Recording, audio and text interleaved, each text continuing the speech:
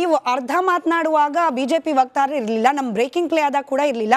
ಹಾಗಾಗಿ ಅವ್ರ ಗಮನಕ್ಕೆ ತರ್ತಾ ನಮ್ಮ ಅನುಮಾನ, ಈ ಚರ್ಚೆಯಲ್ಲಿ ಮೊದಲ ಅನುಮಾನ ಇರೋದು, ನಿಮ್ಮ ವರಿಷ್ಠ ನಾಯಕರಿಗೆ ರಾಜ್ಯ ಬಿಜೆಪಿ ಘಟಕದಲ್ಲಿ ಆಗ್ತಿರುವ ಬೆಳವಣಿಗೆಗಳು ಕಾಣ್ತಾ ಇಲ್ವಾ ಅಥವಾ ಕಂಡು ಕೂಡ ಸುಮ್ಮನಿದ್ದಾರಾ?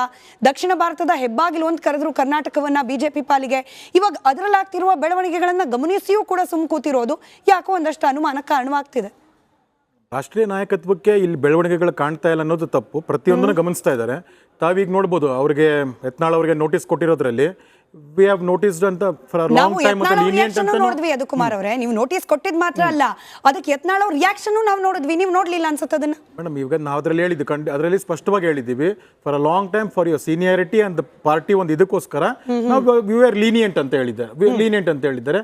ಬಟ್ ನಿಮ್ಮ ಒಂದು ಇದು ಪಕ್ಷದ ಚೌಕಟ್ಟು ಮೀರ್ತಾ ಇರೋದಕ್ಕೆ ಈ ಸತಿ ತಮಗೆ ಸ್ಪಷ್ಟವಾದ ನಿರ್ದೇಶನವನ್ನು 10 ದಿನದೊಳಗಡೆ ಕೇಳಿದೀವಿ ಅಂತ ಸ್ಪಷ್ಟವಾಗಿದೆ. ಅದರಲ್ಲಿ ಸ್ಪಷ್ಟವಾಗಿರ್ಬೇಕಾದಾಗ ನಾಯಕತ್ವ ಬೇರೆ ಬೇರೆ ಕಾರಣಗಳಿಗಾಗಿ ಸುಮ್ಮನೆ ಇತ್ತೇ ಹೊರತು ಇವಾಗ ಅವರು ಸ್ಪಷ್ಟವಾಗಿ ಕೇಳಿದ್ದಾರೆ, ಯಾವ ಕಾರಣಕ್ಕಾಗಿ ನೀವು ತಮಗೆ ನಿರ್ವಹಿಸಿದಂಥ ಜವಾಬ್ದಾರಿಯನ್ನು ಬಿಟ್ಟು ರಾಷ್ಟ್ರ ನಾಯಕತ್ವ ಕೊಟ್ಟಿದ್ದಂಥ ಜವಾಬ್ದಾರಿ ಮೇಲೆ ಪ್ರಶ್ನೆಯನ್ನು ಯಾಕೆ ಮಾಡ್ತಾ ಇದ್ದೀರಾ, ರಾಜ್ಯದ ಇದಕ್ಕೆ ಯಾಕೆ ಮಾಡ್ತಾ ಇದ್ದಾರೆ? ಯಾಕಂದ್ರೆ ಎಲ್ಲದಕ್ಕೂ ಒಂದು ಚೌಕಟ್ಟಿರುತ್ತೆ, ಪಕ್ಷದ ಚೌಕಟ್ಟಿರುತ್ತೆ. ಆ ಪಕ್ಷದ ಚೌಕಟ್ಟೊಳಗೆ ಕೆಲಸ ಮಾಡಬೇಕಾಗತ್ತೆ. ರಾಷ್ಟ್ರೀಯ ನಾಯಕತ್ವ ಎಲ್ಲರನ್ನೂ ಒಳಗೊಂಡಂತೆ ನೋಡಿ ರಾಜ್ಯಾಧ್ಯಕ್ಷರನ್ನ ನೇಮಕ ಮಾಡಿದ ಕೆಲಸ ಯಾವುದು? ಅದು ಸರ್ ನೀವು ಹೇಳಿ ಅಲ್ಲ, ವಫ್ ವಿರುದ್ಧ ಹೋರಾಟ ನಿಮ್ ಪಕ್ಷದ ಅಜೆಂಡಾನೂ ಇತ್ತು, ಅದು ತಪ್ಪ. ಈ ಅಡ್ಜಸ್ಟ್ಮೆಂಟ್ ಪಾಲಿಟಿಕ್ಸ್ ಬಗ್ಗೆ ಅದು ಮಾತನಾಡಿದ ತಪ್ಪ. ಈಗ ಅವರೇ ಹೇಳ್ತಾರೆ, ಯತ್ನಾಳ್ ಅವರು ಮೋದಿ ಪರಿವಾರವಾದದ ವಿರುದ್ಧ ಮಾತನಾಡ್ತಾರೆ, ನಾನ್ ಮಾಡ್ತಿರೋದು ಅದೇನೆ. ಭ್ರಷ್ಟಾಚಾರದ ವಿರುದ್ಧ ಮಾತನಾಡ್ತಿದ್ದಾರೆ, ನಾನ್ ಮಾಡ್ತಿರೋದು ಅದೇ. ಮೋದಿ ಮಾಡಿದ್ರೆ ಸರಿ, ಯತ್ನಾಳ್ ಮಾಡಿದ್ರೆ ತಪ್ಪು. ಇದು ಪಕ್ಷ ಚೌಕಟ್ಟಿನಿಂದ ಆಚೆ ಹೆಂಗಾಯ್ತು? ಮೋದಿಗೂ ಯತ್ನಾಳ್ಗೂ ಕಂಪೇರ್ ಮಾಡಕ್ ಹೋಗ್ಬೇಡಿ. ಸಿದ್ಧಾಂತದಲ್ಲಿ ಯತ್ನಾಳ್ ಅವ್ರು ಮಾಡಿದ್ರೆ ತಪ್ಪೇನು? ಅವ್ರದೇ ಪ್ರಶ್ನೆ. ಕಂಪೇರ್ ಮಾಡೋದು ತಪ್ಪಾಗುತ್ತೆ. ಅದಲ್ಲಿ ತುಂಬಾ ಎತ್ತರದ ವ್ಯಕ್ತಿಗಳು ಮೋದಿ ಅವರು. ನಾನು ಮತ್ತೆ ಹೇಳ್ತಿದ್ದೀನಿ, ಕಂಪ್ಯಾರಿಸನ್ ಅಲ್ಲ, ಅವರೇ ಹಾಕಿ ಕೊಟ್ಟ ದಾರಿಯಲ್ಲಿ ನಾನ್ ನಡೆದ್ರೆ ತಪ್ಪೇನು ಅಂತ ಪ್ರಶ್ನೆ ಕೇಳ್ತಿದ್ದಾರೆ. ಒಂದು ರಾಜ್ಯ ಘಟಕದ ಅಧ್ಯಕ್ಷರನ್ನ ಯಾರು ಮಾಡ್ತಾರೆ? ರಾಷ್ಟ್ರೀಯ ಘಟಕ ಅಲ್ವಾ? ರಾಷ್ಟ್ರೀಯ ಅಧ್ಯಕ್ಷರು ಮಾಡ್ತಾರೆ. ಇನ್ ರೆಸ್ಪೆಕ್ಟಿವ್ ಆಫ್ ಅವರ ಮೋದಿ ಅವರ ಮತ್ತು ಅಮಿತ್ ಶಾ ಅವರ, JP ನಡ್ಡಾ ಅವರ ಸಹಕಾರ ಕೊಡಿ ಅಲ್ವಾ ಮಾಡುವಂಥದ್ದು. ಮಾಡಿ ಆದ್ಮೇಲೆ ಪಕ್ಷದಲ್ಲಿ ರಾಜ್ಯದಲ್ಲಿ ಒಂದು ಚೌಕಟ್ಟಿರುತ್ತೆ.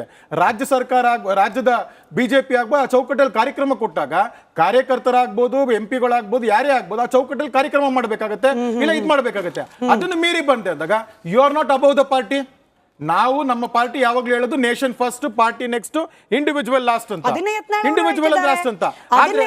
ಮೇಡಮ್ ಇವಾಗ ಅವರೇ ಯತ್ನಾಳ್ ಫಸ್ಟ್, ಯತ್ನಾಳ್ ಗ್ರೇಟ್ ಎಲ್ಲಿ ಹೇಳಿದ್ರು? ಮೇಡಮ್ ಅವರು ಹಿರಿಯ ಸಂಸದರಾಗಿದ್ದಾರೆ, ಕೇಂದ್ರೀಯ ಮಂತ್ರಿಗಳಾಗಿದ್ರು. ಅವ್ರಿಗೆ ಗೊತ್ತಿದೆ ಪಕ್ಷದ ಚೌಕಟ್ಟು ಯಾವುದು, ಪಕ್ಷದ ಚೌಕಟ್ಟನ್ನ ತಾನೇ ಮೀರ್ತಾ ಇದ್ದೀನಿ ಅಂತ ಗೊತ್ತಿದ್ದು ಕೂಡ ಮಾಡ್ತಾ ಇರೋಂಥದ್ದು ಅದು ಪಕ್ಷದ ವಿರುದ್ಧ ಚಟುವಟಿಕೆ. ಮೇಡಮ್ ಅದು ಆಯ್ತು. ನಾನು ಬದ್ರುದ್ದೀನ್ ಸರ್ನ ಕೇಳ್ತೀನಿ, ಒಂದು ಬ್ಯಾಲೆನ್ಸ್ಡ್ ಒಪಿನಿಯನ್ ಇರ್ಲಿ ಅನ್ನೋ ಕಾರಣಕ್ಕೆ ಯತ್ನಾಳ್ ಅವ್ರು ಮಾಡಿದ ತಪ್ಪೇನು ಅಂತ ಹೇಳಿ. ಆಯ್ತು, ವಿಜಯೇಂದ್ರ ಅವರ ವಿರುದ್ಧವಾಗಿ ಮಾತನಾಡಿದ್ರು, ಹೊಸದೇನಲ್ಲ, ಅವ್ರಿಗೆ ಪಟ್ಟ ಕಟ್ಟಕ್ ಮುಂಚೆಯಿಂದಲೂ ಮಾತನಾಡ್ತಿದ್ದಾರೆ. ಈಗ ನೋಟಿಸ್ ಕೊಟ್ಟಿರೋ ವಿಚಾರಕ್ಕೆ ಮಾಡಿದ ತಪ್ಪೇನು ಅಂತ ಹೇಳಿ ಬದ್ರು ಸರ್. ಇಲ್ಲ, ಒಬ್ಬ ಪಕ್ಷದ ಶಿಸ್ತಲ್ಲಿರೋರು ಅವ್ರದ್ದು ಏನೇ ಸಮಸ್ಯೆಗಳಿರ್ಬೋದು ಸ್ಮಿತಾ, ಒಂದು ಪಕ್ಷ ಅಂದರೆ ಒಂದು ಸಂಘಟನೆ, ಅದಕ್ಕೆ ಸಾವಿರಾರು ಕಾರ್ಯಕರ್ತರ ಬೆವರು ಶ್ರಮ ಎಲ್ಲ ಇರುತ್ತೆ. ನನ್ನ ನಾಯಕ ಅಂದ ತಕ್ಷಣ ನನಗೇನೋ ವೈಯಕ್ತಿಕ ನೋಡಿ, ಯತ್ನಾಳ್ ಅವರದಲ್ಲಿ ಯಾವುದೂ ಸಾರ್ವಜನಿಕ ಹಿತಾಸಕ್ತಿ ಇಲ್ಲ. ಸುಮ್ಮನೆ ಹೇಳೋದು ಒಂದು ಪಕ್ಷ, ಅವ್ರು ಹೇಳ್ದಂಗೆ ಪಕ್ಷದ ಚೌಕಟ್ಟಲ್ಲಿ ಹೋದ್ರೇ ಗೌರವ. ಅವ್ರದ್ದು ಏನಾರು ಸಮಸ್ಯೆಗಳಿದೆ ಪಕ್ಷದ ಮುಖಂಡರ ಹತ್ರ ಹೇಳ್ಕೊಂಡು ಅವ್ರು ಬಗೆಹರಿಸ್ಕೋಬೇಕಾಗಿತ್ತು. ಹಾದಿ ಬೀದಿಯಲ್ಲಿ ನಿಂತು ಹೇಳಿದಾಗ ಕಾರ್ಯಕರ್ತ ಏನು ಮಾಡ್ತಾನೆ, ಅವನು ಹೋಗಿ ನೇಣಾಕಬೇಕಾ? ಅವ್ರದ್ದು ನೋಡಿ, ಯಾವುದೇ ಕಾರಣಕ್ಕೂ ನೀವು ಏನೇ ಇರಲಿ, ಅದು ಕಾಂಗ್ರೆಸ್ಗೆ ಅನುಕೂಲ ಆಗ್ಬೋದು, ಅದು ಬೇರೆ ಪ್ರಶ್ನೆ. ಆದರೆ ಯತ್ನಾಳ್ ಅವರು ಮಾಡ್ತಿರೋದು ಅದು ಶಿಸ್ತನ್ನು ಅವರು ಉಲ್ಲಂಘಿಸಿರೋದು, ಅದು ಮೀರಿ ಹೋಗಿದೆ. ಅವ್ರದ್ದು ಏನಿದ್ರು ಹೈಕಮಾಂಡಲ್ಲಿ ಅವ್ರು ಮನವರಿಕೆ ಮಾಡಬೇಕು. ಆ ಶಕ್ತಿ ಇಲ್ಲ ಅಂದರೆ ಅವ್ರು ಯಾವ ನಾಯಕ? ಅವರು ವಿಜೇಂದ್ರ ಅವರು ಸರಿ ಇಲ್ಲ ಅಂತ ಹೇಳ್ಬಿಟ್ಟು ಅಲ್ಲಿ ಹೋಗಿ ಮನವರಿಕೆ ಮಾಡ್ಕೊಳ್ದೆ ಹೋದ್ರೆ ಯಾವ ನಾಯಕ? ನನಗೆ ಗೋಚರಿಸ್ತಾ ಇರೋದು ಅವ್ರದ್ದು ವೈಯಕ್ತಿಕ ಹಿತಾಸಕ್ತಿ ಹೊರತು ಪಕ್ಷದ ಹಿತಾಸಕ್ತಿ ಕಾಣ್ತಾ ಇಲ್ಲ. ಅವ್ರಿಗೆ ಎಲ್ಲೋ ಒಂದು ಕಡೆ ಯಡಿಯೂರಪ್ಪ ಅವ್ರ ಮೇಲೆ ಇರುವಂಥ ದ್ವೇಷದ ರಾಜಕಾರಣ ಅವ್ರು ಹೇಳೋದ್ರಲ್ಲಿ ಎಲ್ಲವೂ ಮೇಳೈಸ್ತಾ ಇದೆ. ಅವ್ರಿಗೆ ಏನಾರು ಆ ಥರ ಇದ್ದಿದ್ರೆ, ಸಮಸ್ಯೆಗಳು ಇದ್ದಿದ್ರೆ ಹೈಕಮಾಂಡನ್ನು ಹೈಕಮಾಂಡ್ಗೆ ಮನವರಿಕೆ ಮಾಡಿಲ್ಲ ಅಂದರೆ ವಿಜೇಂದ್ರ ಯಡಿಯೂರಪ್ಪ ಕರೆಕ್ಟ್, ನೀವು ಸರಿ ಇಲ್ಲ ಅಂತ ಅರ್ಥ ಅಲ್ವೇ? ಅವ್ರು ಹೇಳ್ದಂಗೆ ಮುಚ್ಕೊಂಡು ಕೇಳಬೇಕು. ನೀವು ಏನೇ ಸಮಸ್ಯೆಗಳಿದ್ರೆ ಹೋಗಿ ಹೈಕಮಾಂಡಲ್ಲಿ ಹೇಳಬೇಕು.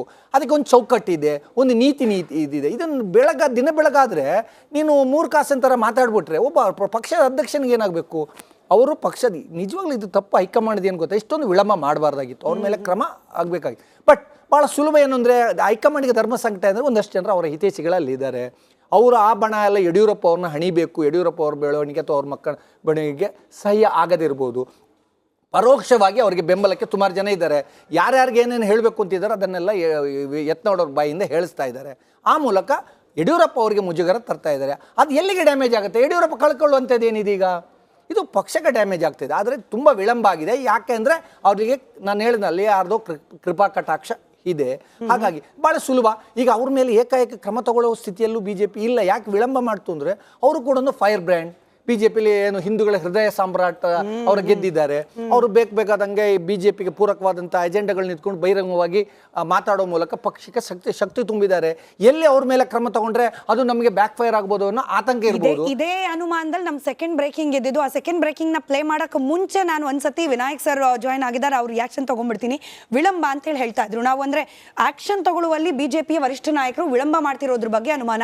ನಾವು ಶುರುವಲ್ಲಿಂದನೂ ಕೂಡ ಅದನ್ನೇ ಮಾತನಾಡ್ತಿದ್ದೀವಿ. ಅಂದ್ರೆ ಶಿಸ್ತಿನ ಪಕ್ಷದಲ್ಲಿ ಇಷ್ಟೆಲ್ಲ ಅಶಿಸ್ತು ಕಂಡು ಬರ್ತಾ ಇದ್ರು ಕೂಡ ಕೇವಲ ಒಂದು ನೋಟಿಸ್ ಕೊಟ್ಟು ಏನ್ ಸಂದೇಶ ಕೊಡ್ಲಿಕ್ಕೆ ಹೊರಟಿದೆ BJPಯ ಹೈಕಮಾಂಡ್ ಅಂತ ಹೇಳಿ. ಈಗ ಯತ್ನಾಳ್ ವಿಷಯ ಭಾಳ ಹಳೆಯ ವಿಷಯ BJPಲಿ, ಈಗೇನು ಹೊಸ ಸಂಗತಿ ಏನಲ್ಲ.